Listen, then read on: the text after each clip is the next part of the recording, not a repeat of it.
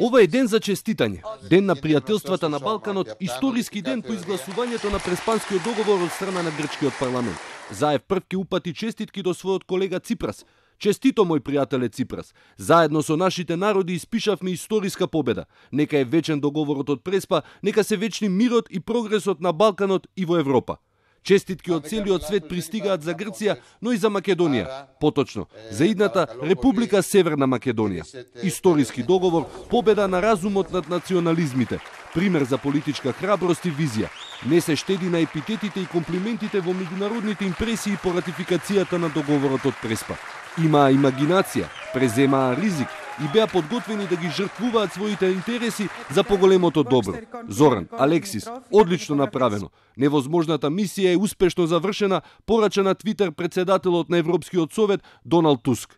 Атина и Скопје напишаа нова страница за нашата заедничка иднина во Европската унија. Напишаа во заедничката честитка председателот на Европската комисија Жан-Клод Јункер и високата представничка за надворешна политика Федерика Могерини.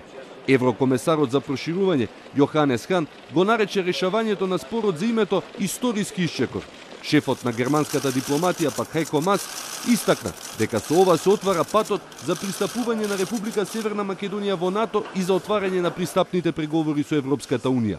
Ние сакаме да ја поддржиме Северна Македонија на овој пат, истакна Мас, според кого целиот процес чинел, како што вели, многу пот, а и понекоја солза.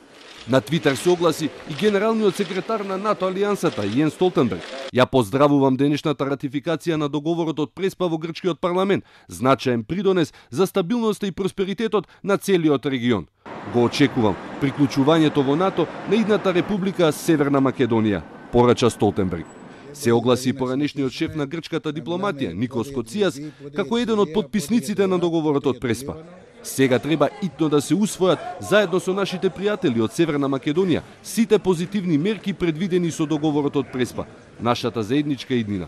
Зоран и Никола, историјата е училиште, не е затвор. Заедно стоиме на вистинската страна од историјата, ке напише Коцијас.